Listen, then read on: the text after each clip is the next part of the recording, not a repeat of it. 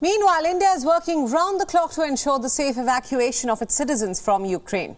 Under Operation Ganga, India will operate 26 flights over the next 3 days to fly back its citizens who have moved from Ukraine currently to neighbouring countries. In the latest advisory, the Indian Embassy in Ukraine has now issued an urgent advisory asking all its citizens to leave Kharkiv immediately. The advisory in all capital letters says that under all circumstances they must reach Pesushin, Babae and Bezliudovia. And these are settlements essentially. In the latest, the Indian Air Force's C-17 left for Romania for evacuation efforts this morning. It is the first such Indian Air Force flight to be sent for evacuation of Indian nationals. And apart from this, 3 more Indian Air Force aircraft are now scheduled to fly to Poland, Hungary and Romania on Wednesday to ramp up the evacuation efforts under Evacuation Ganga, which was launched last week. The government of India has scheduled 46 flights till March 8th, out of which 29 will take off from Bucharest, 10 from Budapest, 6 from Poland and 1 from Slovakia. Meanwhile, in the last 24 hours, 6 flights have already departed for India. This also includes the first flight from Poland. Taking to Twitter, India's External Affairs Minister Dr. S. Jaishankar said that around 1,377 Indian nationals were brought back already from Ukraine. And while addressing a press conference, the Indian Foreign Secretary Harshvardhan Shringla said that the Indian embassy in Kiev had been shut down and that all the Indians have now left the Ukrainian capital. Listen in.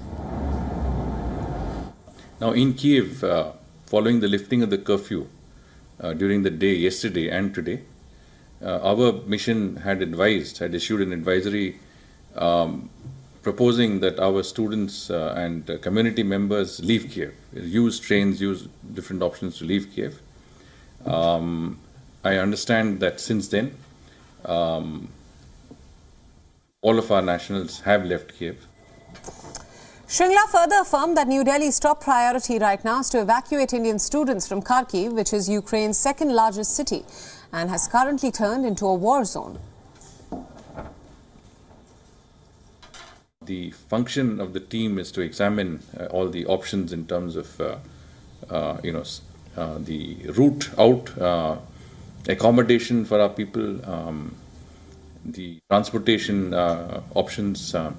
Essentially, this team is in place and ready to see whatever we can do to extract our students and citizens from the Kharkiv Sumy area. For more on this, our principal diplomatic correspondent Siddhant Sibil gets you more details in this next report. Have a look.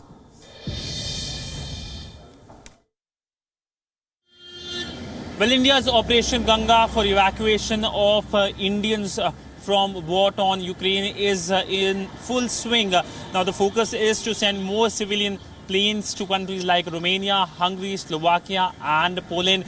Diplomatically and politically as well, the Indian side is engaged with these countries. In fact, the Indian Prime Minister Narendra Modi had a conversation with the Polish president yesterday. Remember, Poland has announced no requirement for visas for the Indian nationals coming to Poland from war-torn Ukraine. So now we know that the focus is that when it comes to Indians in conflict zone, they are evacuated safely.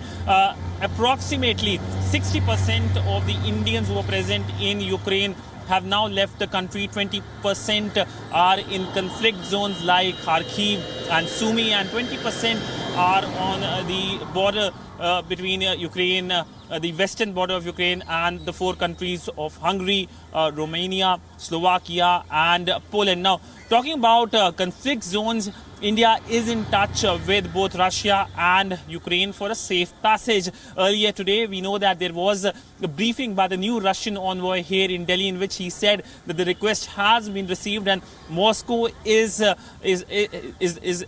keen that there is a safe passage and the Indians can come to the safe territory in Russia. So there is a lot of engagement which is continuing, and we know that the whole of government approach by the Indian government is the primary way forward when it comes to dealing with this mega crisis that has erupted. We know that the Indian Prime Minister has led many meetings as well in past few days, and we also know that special envoys, Indian envoys, the Indian ministers have been sent to these bordering countries to make sure that the coordination effort continues in these 4 countries. But approximately the 4,000 Indians in the conflict zone is something that has been the biggest worry for New Delhi as of now.